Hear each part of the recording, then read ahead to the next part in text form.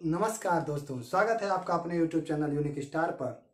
दोस्तों, अभी हमने हिंदी साहित्य का 11 पार्ट आपके सामने भेज चुका हूं, जिसमें हिंदी राजभाषा से लेकर के उसका संवैधानिक इतिहास लेते हुए हिंदी साहित्य का जो काल विभाजन है, रामचंद्र शुक्ल हो या अन्य कोई भी हो, सबसे लेते हुए ग्रियर्सन, आपका शिव प्रसाद सितारे हिंद और भी लोग इतने मिश्र बंधु, ठीक है ना, इन सब से होते हुए आज हम लोग आ गए हैं राम काव्य पर। इसके पहले वाले वीडियो में हमने आपको ज्ञानाश्रयी शाखा और प्रेमाश्रयी शाखा दोनों बता चुका हूं दोस्तों। दोनों में महत्वपूर्ण देखिए, ज्ञानाश्रयी में कबीर को मैंने बहुत बेहतरीन तरीके से बताया है और प्रेमाश्रयी में जायसी को हमने बताया है, खास तौर से नागमती वियोग वर्णन उसमें पद्मावत में।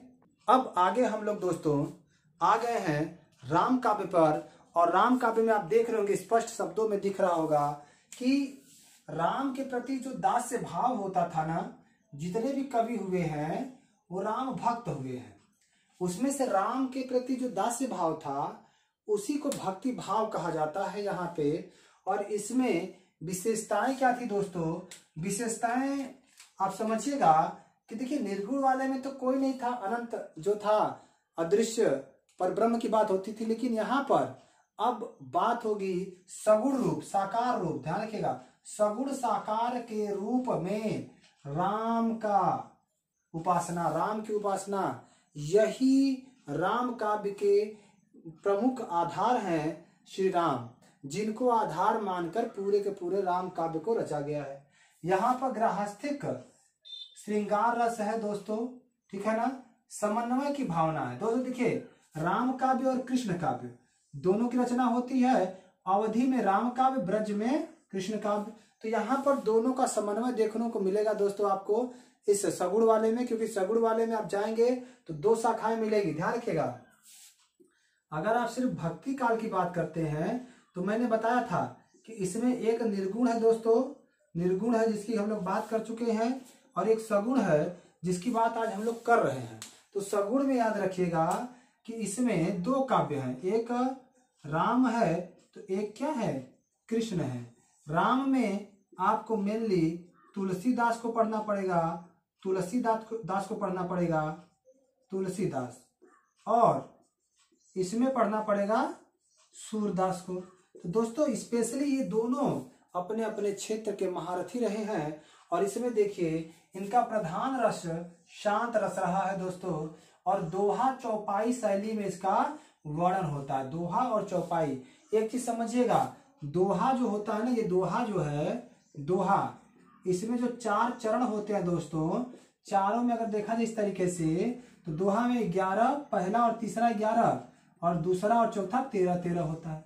जबकि इसी को उलट देंगे तो वो चौपाई बन जाएगा। क्या बन जाएगा दोस्तों? इसमें भी 4 चरण होंगे चौपाई में। बस ध्यान रखिएगा कि इसमें जो है पहला और तीसरा 13 होगा, दूसरा और चौथा 11 होगा। ये आपका चौपाई की बात हो रही है, ठीक है ना। चलिए, इतना तो आप जानते हैं। अब आपको प्रश्न आता है कि राम शब्द आया कहां से, राम शब्द आया कहां? हालांकि ऋग्वेद में भी इस राम का वर्णन हुआ है, राम शब्द तो ऋग्वेद में ही आया है, लेकिन वह दशरथ के पुत्र राम के लिए नहीं था। ऋग्वेद वाला जो रामायण है, ऋग्वेद वाला जो राम है, वो दशरथ के पुत्र राम की बात नहीं करता है दोस्तों, वो किसी और के राम की बात करता है। वो दशरथ के पुत्र राम नहीं थे। लेकिन पहली बार अगर पूछे तो वाल्मीकि रामायण में पहली बार दशरथ के पुत्र राम की बात होती है। ये देखिए, साहित्यिक तौर पे इसको समझिएगा, क्योंकि साहित्य उस समाज का आईना होता है। तो आप जब साहित्य पढ़ते हैं, चाहे प्रेमचंद को उठा लीजिए, उससे पहले आप रामधारी सिंह दिनकर हो, पंत हो, निराला हो, महादेवी वर्मा हो, इवन आप आइए यहाँ पे तो इन्हीं को उठा लीजिए, आदरणीय तुलसीदास जी को ही उठा लीजिए। हाँ, मानस के हंस इनको कहा जाता है दोस्तों। तो ध्यान रखिएगा।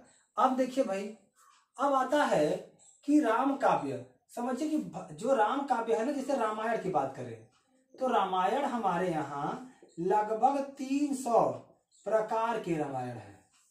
300 प्रकार के रामायण है दोस्तों हमारे देश में। अब आप किस रामायण की बात करते हैं तो आप स्पेशली रामचरितमानस या तुलसीदास के रामायण की बात करते हैं, आप वाल्मीकि रामायण की भी बात नहीं करते हैं। बात होनी चाहिए सबकी, क्योंकि ये सारे रामायण देख रहे हैं ना, इतना सारा रामायण हमने लिखा है, तो छोटा थोड़ा सा है। दक्षिण भारत का रामायण है, उत्तर भारत और दक्षिण भारत में पेरियार की भी रामायण है, सच्ची रामायण ललित सिंह यादव ने भी लिखा है। तो कहने का तात्पर्य अगर साहित्यिक दृष्टि से देखा जाए तो 300 प्रकार के हमारे यहाँ रामायण है।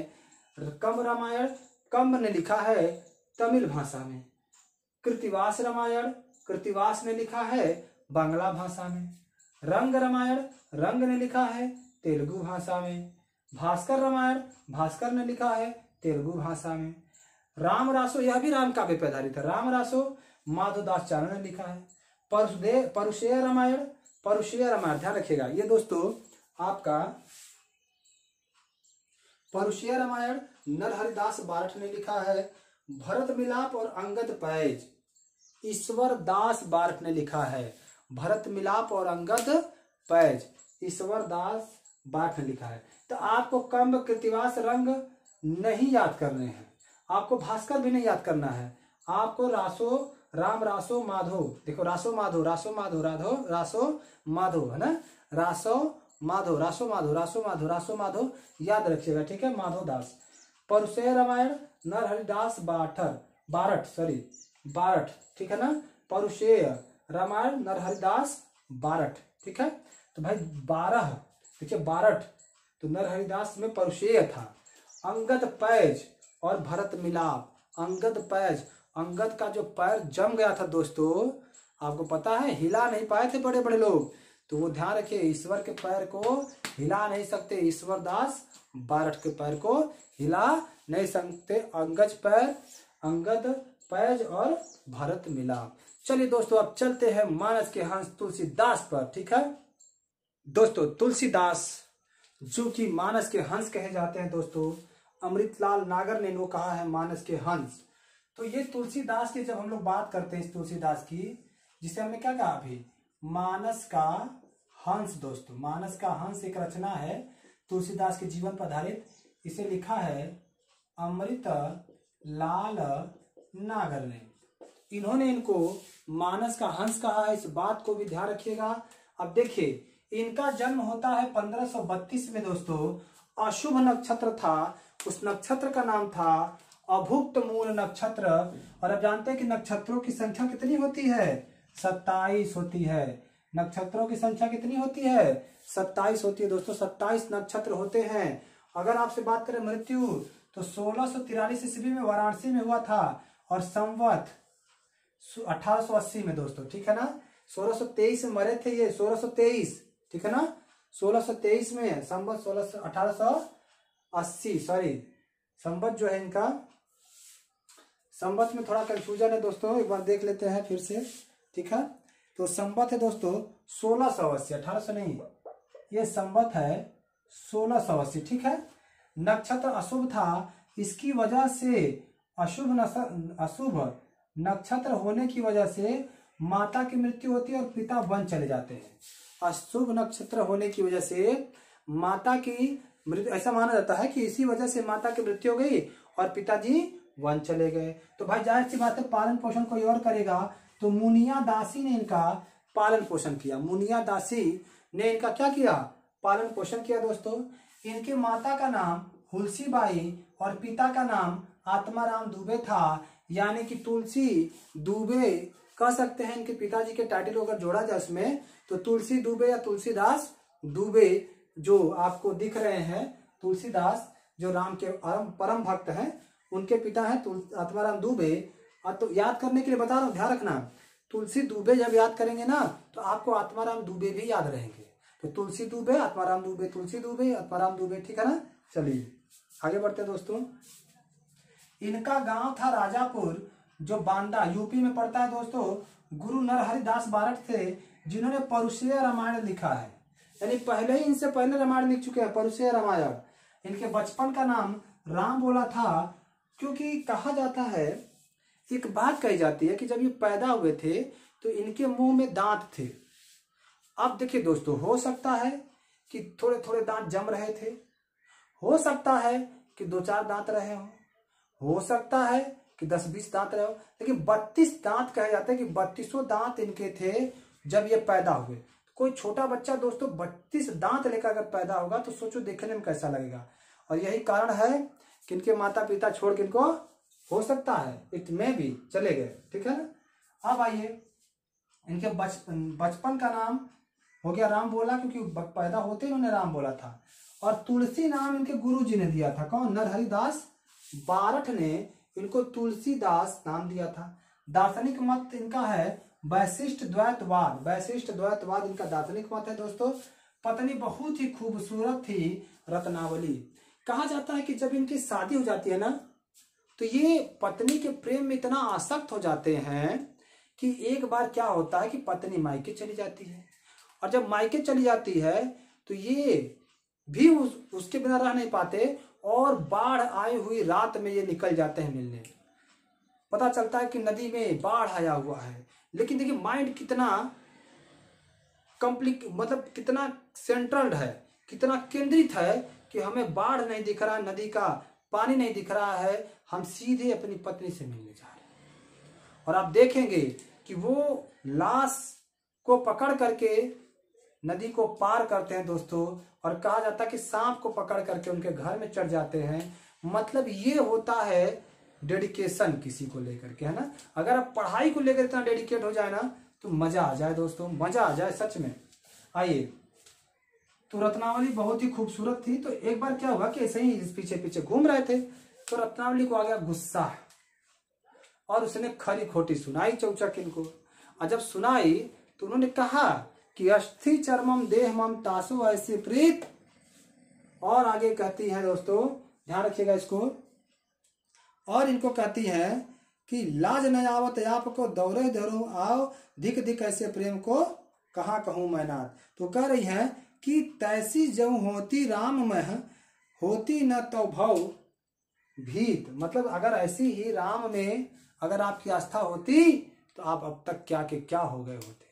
लेकिन ये आस्था आप मेरे अंदर दिखा रहे हैं, मेरे लिए दिखा रहे हैं, इसीलिए मैं कहता हूं दोस्तों, आप भी इसी कदर पागल हो जाइए पढ़ाई को लेकर, कदम चूमेगी सफलता है आपकी, ठीक है ना। आइए आगे बढ़ते हैं दोस्तों।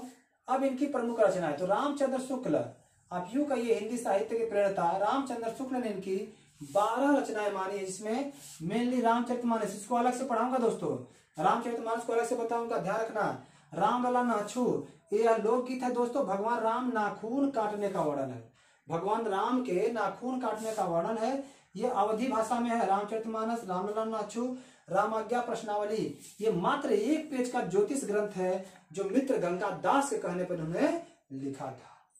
बरवे रामायण, ये रहीम दास के कहने पर इन्होंने लिखा था दोस्तों। बरवे रामायण रहीम दास के कहने पर इन्होंने लिखा। सोचिए, मतलब दोस्त ने कह दिया लिख दो, इन्होंने लिख दिया बौरा करके बरवे रामायण, ठीक है ना। और ज्योतिषी ग्रंथ जो है रामाज्ञा प्रश्नावली, इन्होंने आपके मित्र गंगा दास के कहने पर लिख दिया। अब बौरा के लिख दिया, क्योंकि भाई एक बार किसी ने कहा चलो 1 पेज का लिख देते हैं, दूसरी बार भी कहोगे तो बौरा नहीं जाएंगे, तो बौरा जाएंगे ना, तो बौरा गई, तो बरवे रामायण लिख दिया रहीम दास के कहने पर, ठीक है। उसके बाद देखिए वैराग्य संदीपनी, पहली रचना दोहा कोश, देखिए पहली रचना है इनकी वैराग्य संदीपनी, और ये दोहा छंद इसमें प्रयोग हुआ है। संत महंतों के लक्षण की बात होती है कि संत के लक्षण क्या क्या होने चाहिए, ठीक है ना। फिर उसके बाद देखिए कवितावली ब्रजभाषा में, गीतावली ब्रजभाषा में। तो कवितावली में कवित्व है और गीतावली में ब्रजभाषा है, तो जाहिर सी बात है कि राम के बाल रूप का वर्णन है इसमें। क्या है, जो गीतावली है उसमें ब्रजभाषा में राम के बाल स्वरूप का वर्णन है दोस्तों। कृष्ण गीतावली कृष्ण के बाल स्वरूप का वर्णन है। तो सिर्फ गीतावली का है तो पहले राम को रखेंगे इनके जीवन में, फिर कृष्ण गीतावली का है तब कृष्ण की बाल लीला करवाएंगे दोस्तों, ये भी ब्रजभाषा में है। विनय पत्रिका भी ब्रजभाषा में है। एक बार क्या होता है कि यमराज जी इनको आगे धमकी दे देते हैं, तो यमराज जी से बचने के लिए इन्होंने एक पत्र लिखा था, इसी को हम विनय पत्रिका कहते हैं। हनुमान बाहुक अवधि में है, जानकी मंगल अवधि में। हनुमान बाहुक में क्या है ना कि इनके बाह में एक बार बड़ा पीड़ा हुआ, असहनीय पीड़ा हुआ, तो इन्होंने एक लेटर लिख दिया किसको, बजरंग बली को, कि हे प्रभु आनंद दाता ज्ञान हमको दीजिए और बाहों को ठीक हमारे कीजिए। अर्थात इन्होंने कहा कि हे हनुमान जी क्या करिए, मेरे बाहों को ठीक करिए। जानकी मंगल दोस्तों ये भी अवधि में है। राम सीता का विवाह है, जानकी से पता चल जाए राम सीता की, और पार्वती मंगल से शिव पार्वती का विवाह, शिव पार्वती का विवाह है दोस्तों। ठीक है, चलिए आगे बढ़ते हैं।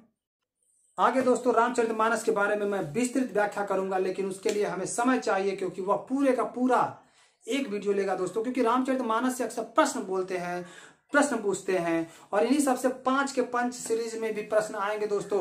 अगर 5 का पंच सीरीज आप देख रहे हैं तो आपको 100% लाभ मिलने वाला है, और मैं चाहूंगा कि आप 5 के पंच सीरीज जरूर देखें, और आप जुड़िए हमारे चैनल से दोस्तों, ऐसे ही खूबसूरती से हिंदी साहित्य को कवर करने के लिए। तब तक के लिए धन्यवाद। जय हिंद, जय भारत दोस्तों। आप ध्यान रखिएगा।